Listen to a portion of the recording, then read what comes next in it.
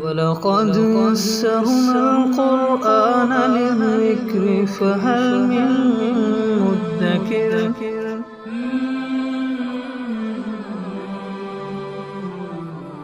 سورہ آل عمران آیت نمبر 159۔ اعوذ باللہ من الشیطان الرجیم، بسم اللہ الرحمن الرحیم۔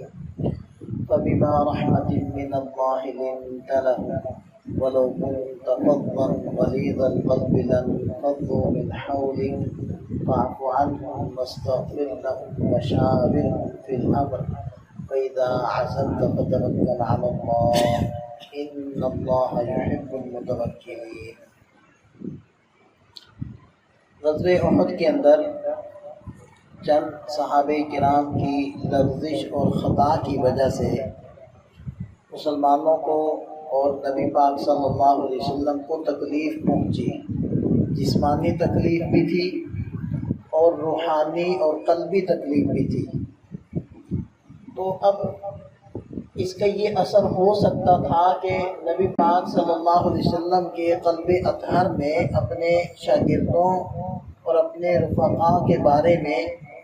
کچھ میل آ جائے جو حضرات صحابہ کرام کی تربیت میں رکاوٹ بن جائے۔ اس کی تلافی کے طور پر اللہ تعالیٰ نے آپ علیہ السلام کو معاف کرنے کا، درگزر کرنے کا اور ان حضرات صحابہ کرام کو اپنے ساتھ جوڑے رکھنے کے لیے مسلسل اہم امور میں مشاورت کرتے رہنے کا حکم ارشاد فرمایا۔ تو اس آیت مبارکہ میں وہی حکم ہے، لیکن صحابہ کرام کو معاف کرنے اور ان کے ساتھ نرمی والا معاملہ کرنا، یہ حکم ایک خاص انداز کے اندر اللہ تعالیٰ نے دیا، اور وہ خاص انداز یہ تھا کہ اللہ تعالیٰ نے ایسے الفاظ کے ساتھ آپ علیہ السلام کو حکم دیا گویا کہ یہ صفت پہلے سے آپ علیہ السلام میں موجود تھی۔ لہذا ارشاد فرمایا فَبِمَا رَحْمَةٍ مِّنَ اللَّهِ لِنْتَ لَهُ، آپ اللہ تعالیٰ کی رحمت کی وجہ سے ان کے ساتھ نرم خو ہیں، نرمی کے ساتھ معاملہ کرنے والے ہیں، یعنی اشارہ ہے کہ آپ ان کے ساتھ نرمی والا معاملہ کریں، اسی طرح کی سختی نہ کریں، ڈانٹے نہ، جھڑکے نہ، اپنے پاس سے اٹھائے نہ، کسی طرح کی کوئی سختی نہ کریں۔ وَلَوْ كُنْتَ فَظًّا غَلِيظَ الْقَلْبِ لَانفَضُّوا مِنْ حَوْلِكَ، اور اگر آپ سخت طبیعت والے، سخت دل والے ہوتے تو یہ حضرات صحابہ کرام آپ کے پاس سے تتر بتر ہو جاتے، بکھر جاتے، آپ کو چھوڑ جاتے۔ یہ تو آپ کی نرمی ہے، یہ تو آپ کی شفقت ہے، یہ تو آپ کے اخلاق، کریمانہ اخلاق ہے، فاضلانہ اخلاق ہے کہ یہ حضرات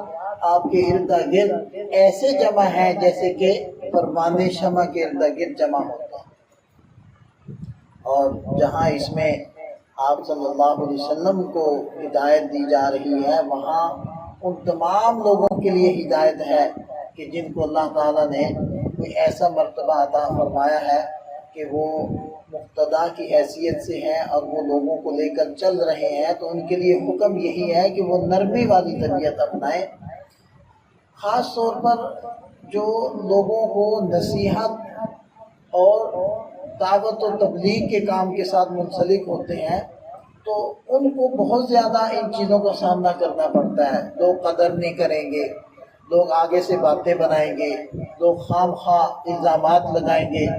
لوگ غصہ چڑھائیں گے، تو اس معاملے میں پھر نرمی والی طبیعت اپنانی چاہیے۔ لہذا ارشاد فرمایا فاعف عنہم، آپ ان کو معاف کیجئے، واستغفر لہم، اور ان کے لیے استغفار کیجئے۔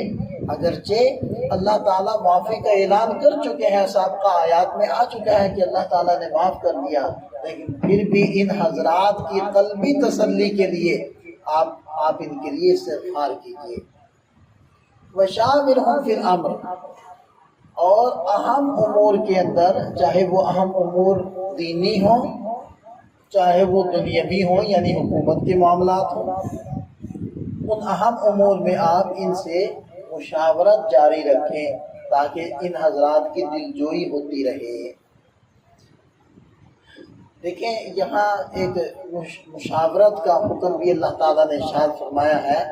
یہ ایک اہم ترین حکم ہے۔ دیگر قرآن کریم کے مقامات کے اوپر بھی اس کے بارے میں اللہ تعالیٰ نے حکم دیا ہے۔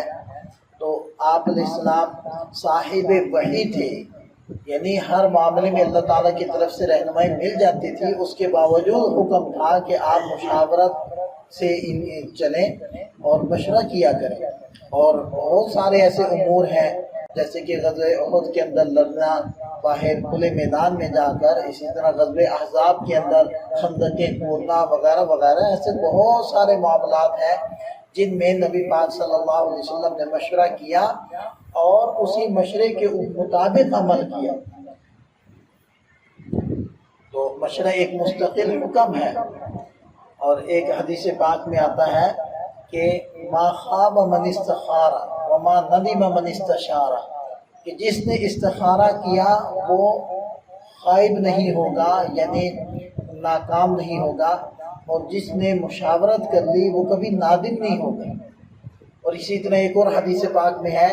کہ جب تمہارے حکمران اچھے لوگ ہوں اور تمہارے مالدار سخی ہوں اور تمہارے معاملات آپس کی مشاورت سے طے ہوتے ہوں، تو پھر زمین پر رہنا، زمین کے اندر رہنے سے تمہارے لیے زیادہ بہتر ہے۔ اور اگر تمہارے بد کردار برے لوگ تمہارے حاکم بن جائیں،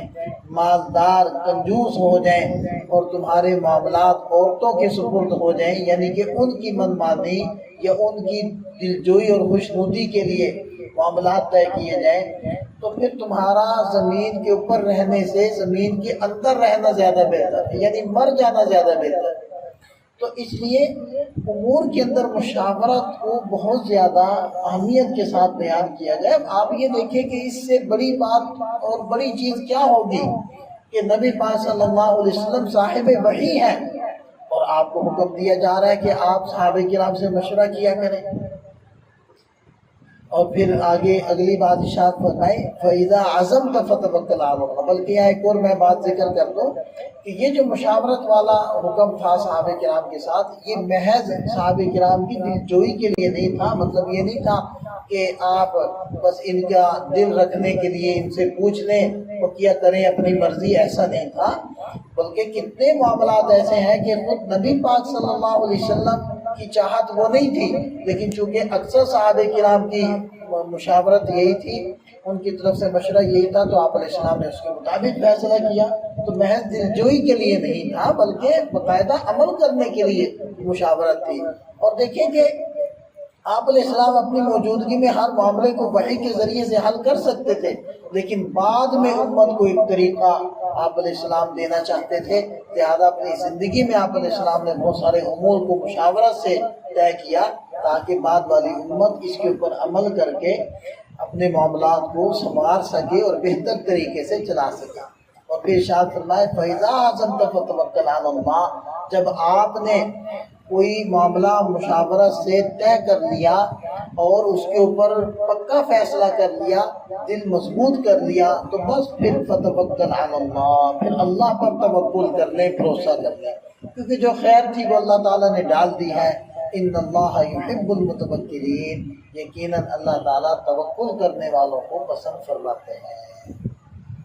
اور توکل کئی بار عرض کیا جا چکا ہے کہ جو اسباب ضروریہ ہوتے ہیں ان سب کو اختیار کر لینے کے بعد نگاہ اللہ پر رکھنا، یہ توکل ہوتا ہے۔ اللہ تعالیٰ ہم سب کو سمجھ عطا فرمائے۔